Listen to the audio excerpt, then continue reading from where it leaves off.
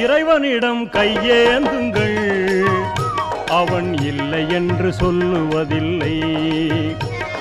பொறுமையுடன் கேட்டு பாருங்கள், அவன் பொக்கிஷத்தை மூடுவதில்லை.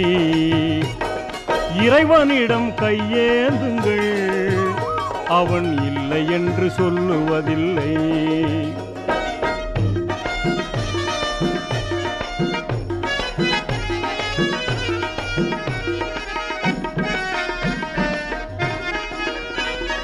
இல்லை என்று சொல்லும் மனம் இல்லாதவன், ஈடு இணை இல்லாத கருணை உள்ளவன், இன்னல் பட்டு எழும் குரலை கேட்கின்றவன், எண்ணங்களை இதயங்களை பார்க்கின்றவன்.